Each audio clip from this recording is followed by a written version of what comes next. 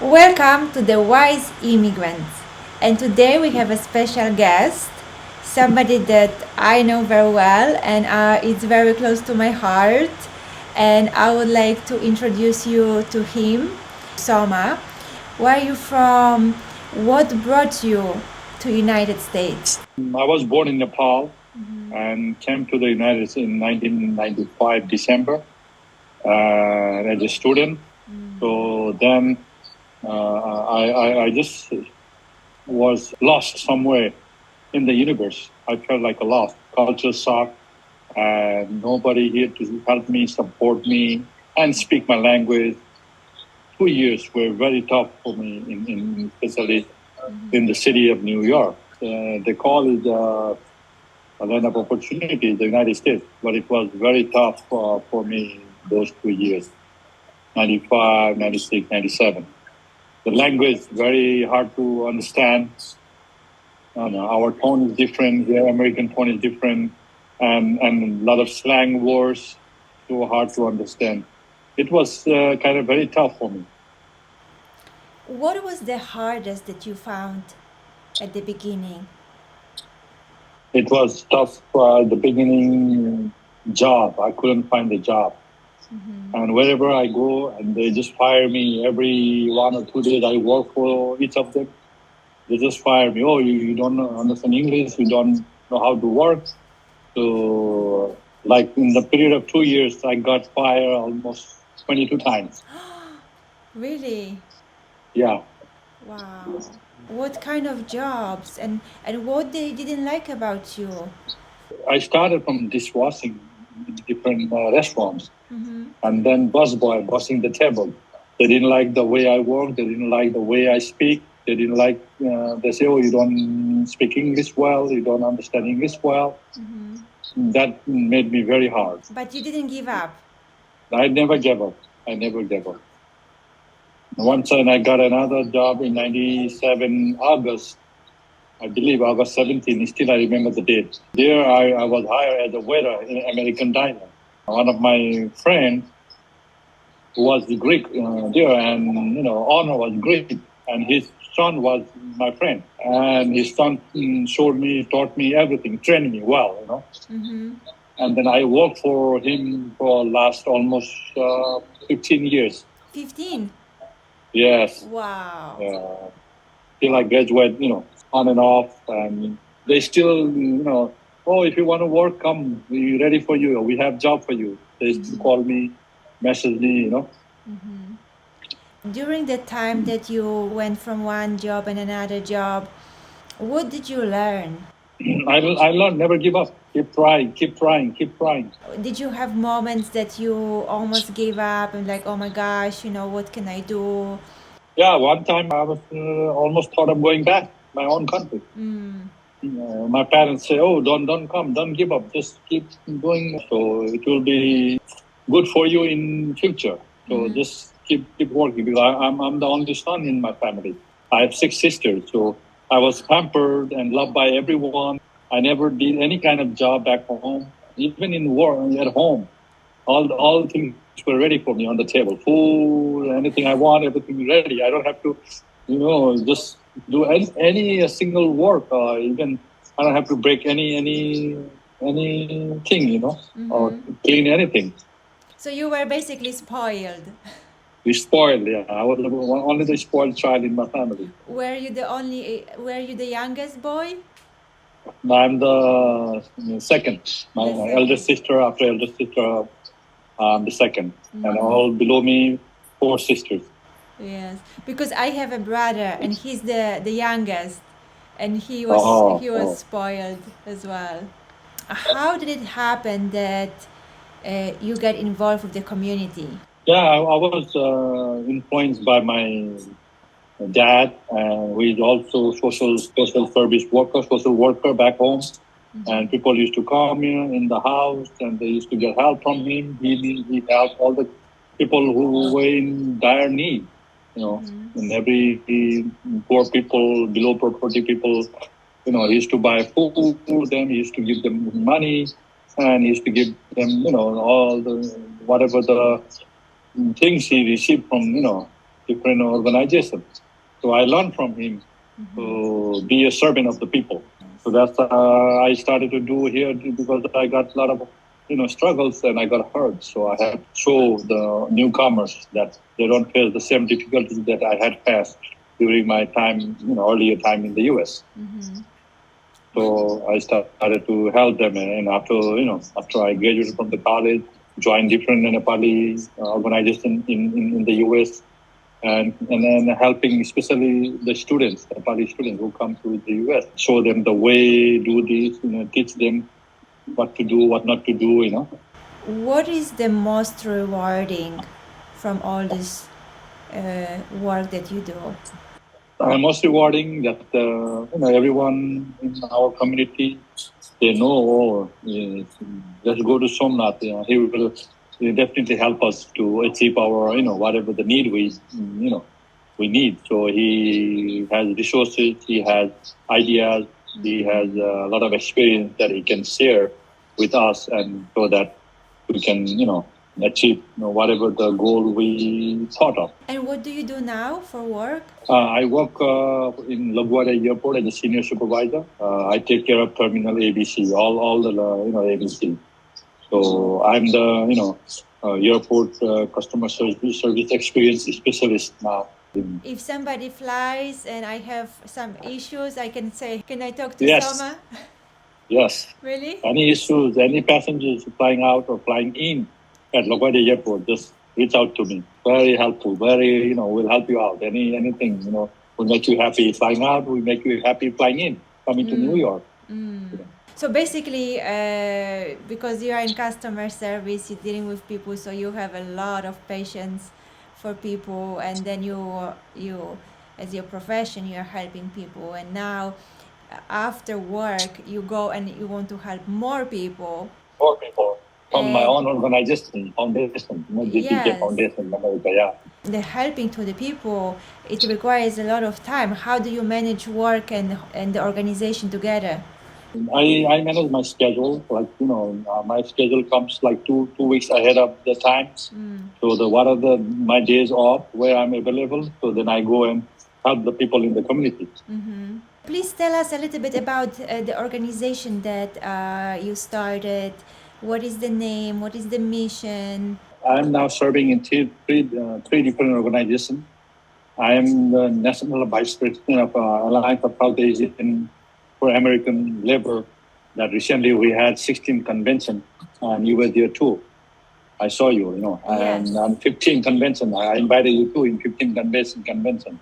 So that how I connected you with Sal. Yes. And I'm also the New York State Director of South Asian for America. And then now I'm the president of my own organization, GPK Foundation America. The GPK stands for Girija Prasad Koirala, who became the 5-time Prime Minister of Nepal, who fought for democracy in Nepal, who fought for freedom of speech in Nepal, who fought for press freedom in Nepal, who fought for human rights in Nepal last 70 years. And he's also the godfather of modern Nepal. He became 5-time Prime Minister. And he passed away at the age of 86. His daughter, Sujata Koirala, who is also the former Deputy Prime Minister of Nepal and former Foreign Minister of Nepal. She started the foundation in his father's name. Foundation is in 18 different countries. One of them is in the U.S. I'm the president of the U.S., Girija Prasad Koirala Foundation America. And this foundation helps the needy people in terms of, their job requirement, in terms of their immigration status update, in terms of their, any need they need, to uplift their living standard.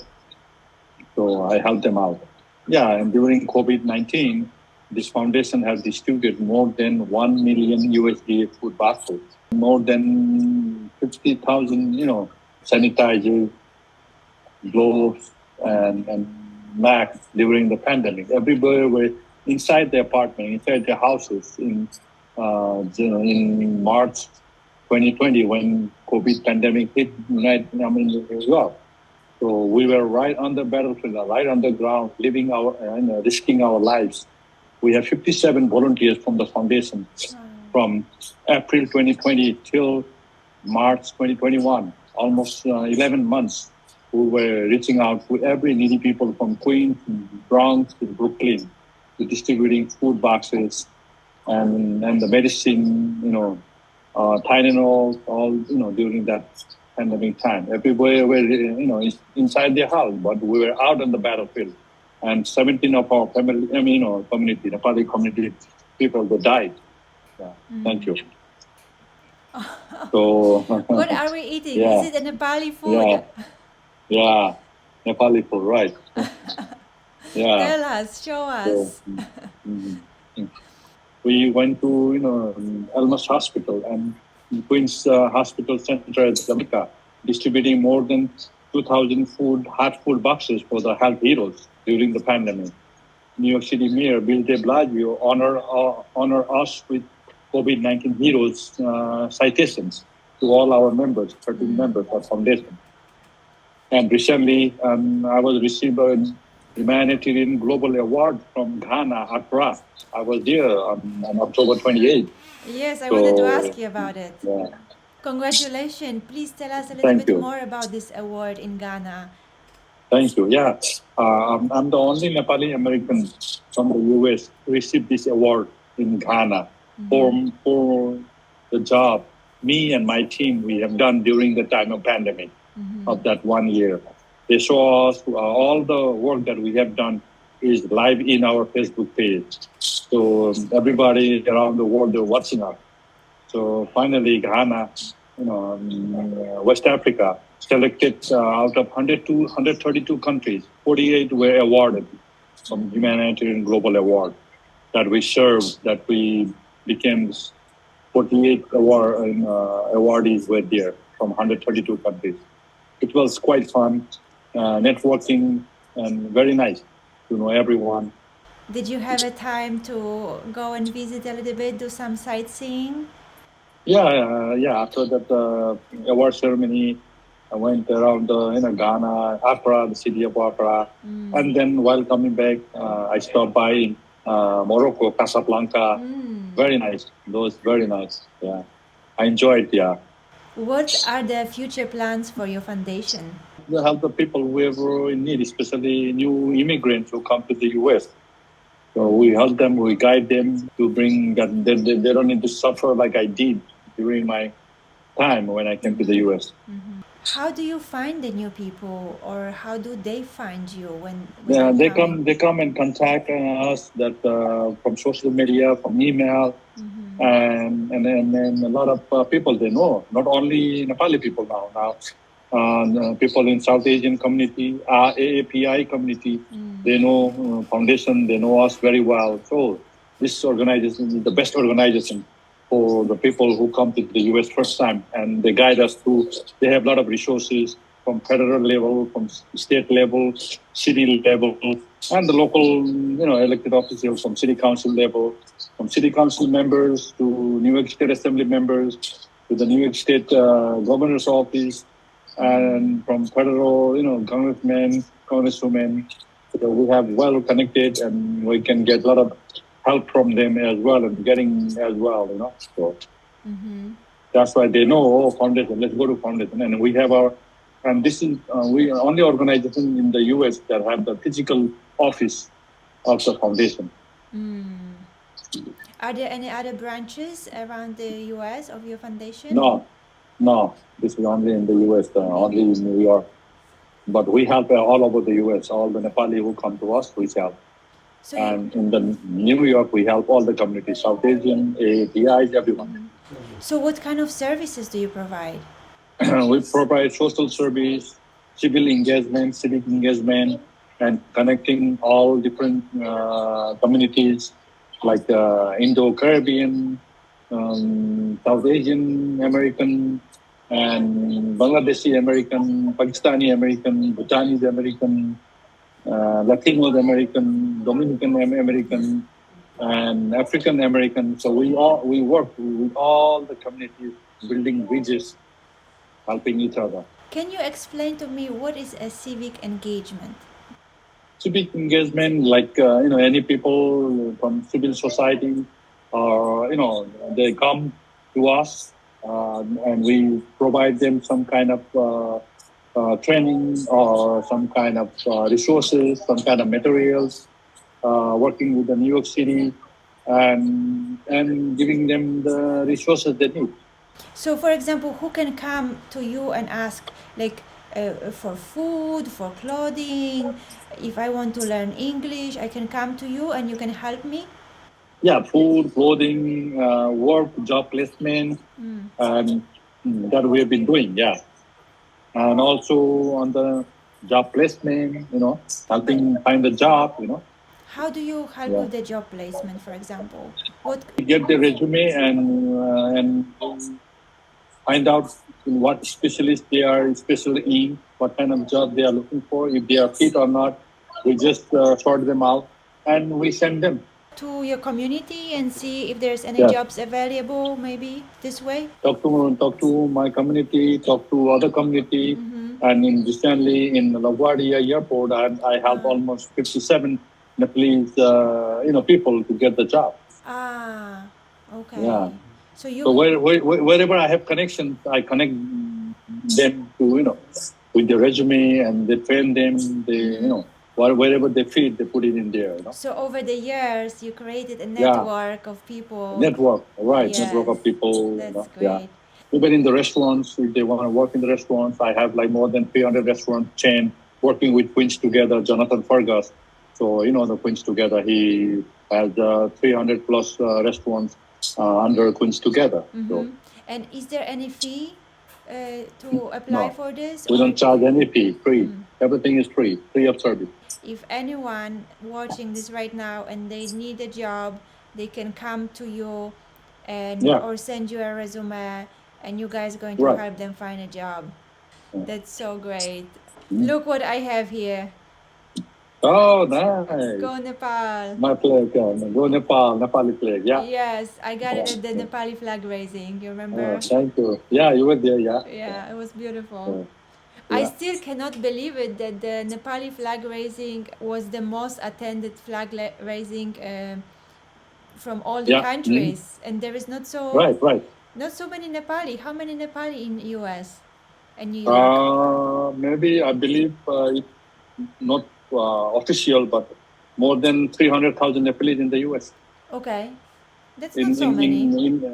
In New York only we have 100,000.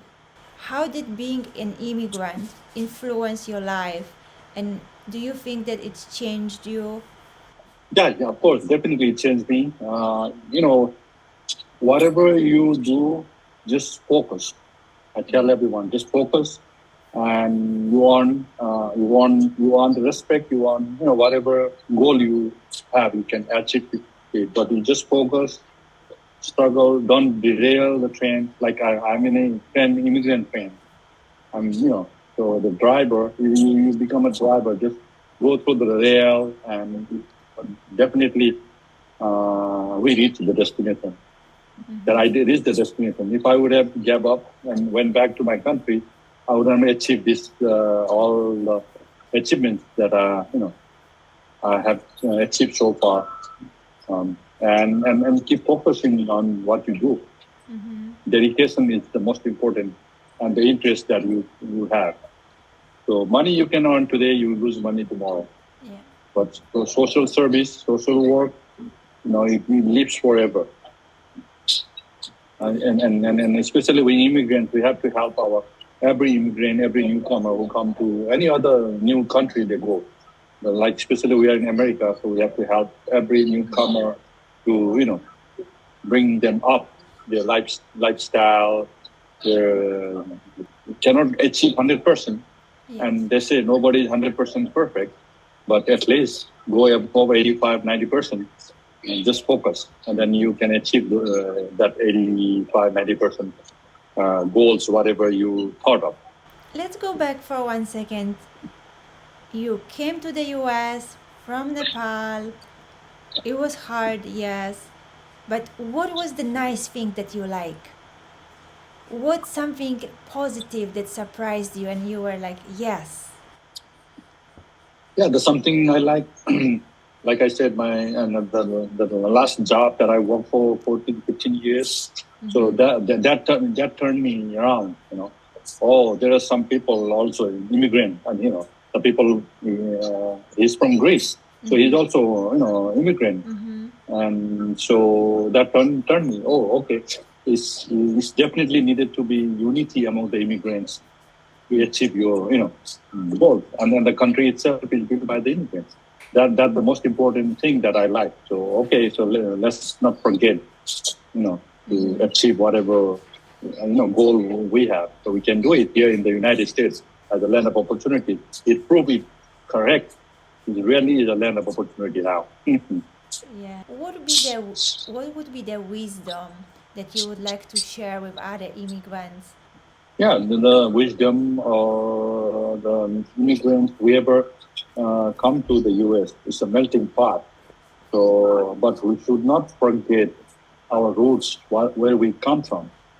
So, and this is the U.S., especially the United States, is only the powerful country in the world, and also only the only country in the world that respects human rights and democracy.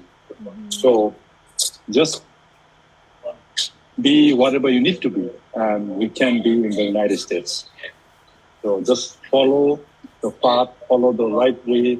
And if you are not sure, if you are confused in any way, just talk to your elders or talk to your community leaders who have gone through so many years, and they will guide you through. So that's the best part of being, working or being a leader in the community as an immigrant.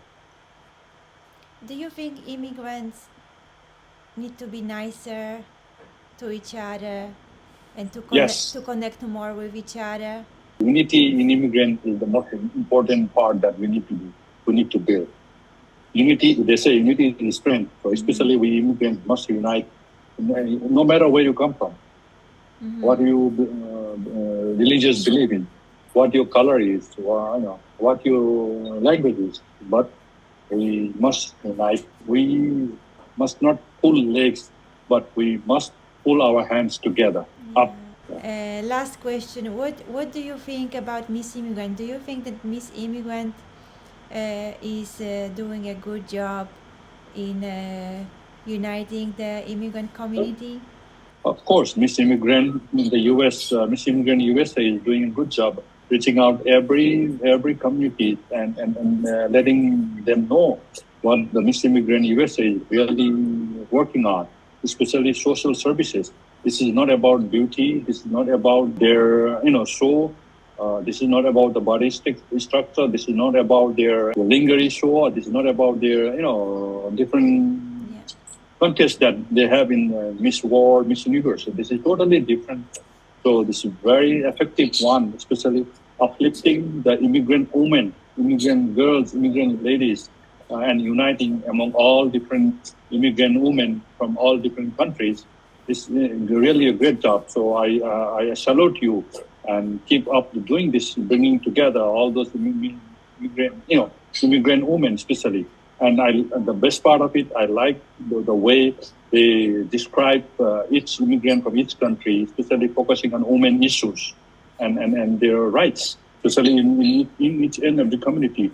All immigrant women are governed by the men. So that's the Miss Immigrant USA must focus on that, bringing all women especially and giving 50-50 share stakeholders, especially in the communities. And we want Miss Immigrant USA women to come up and not only empower them, but bring them in power as well. That's what I wanted to ask you. If you have any recommendations, what we could do better? We can, and I just advise you to do a Miss Immigrant USA an event, bring all whatever the country's women they come, the leaders, bring them up on a floor and round table conference or round table discussion, and that will help affect in a better way. So we need like conference in person. We need table talking, like and sort out the issues, and really build up a strong team. I like that. Yeah, Thank you. yeah. What do you wish, what would you like to achieve in 2024 for your organization or for yourself personally? Just helping people in need and organizations build up more stronger and build up more members and just I love to be more servant of the people, more work, more social work. We still need to address a lot of issues. So keep working and uplifting all the immigrant issues, immigrant communities, one step at a time. Thank you so much, Somnath. Thank Namaste. you. Namaste. Namaste. Yes, Thank you for giving me opportunity to share my words, my thoughts, my experiences during my last 27 years being an immigrant in the U.S.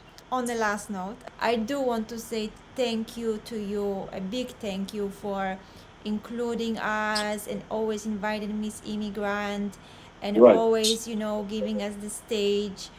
I really appreciate it, and Thank you. I just want to let you know that we see your hard work and we want to support you in any way it's possible. Thank you. And to continue for, we have the same mission to help Right. uplift people, immigrants, so they don't struggle like you, like me. Right. That their stories are less, they have less drama.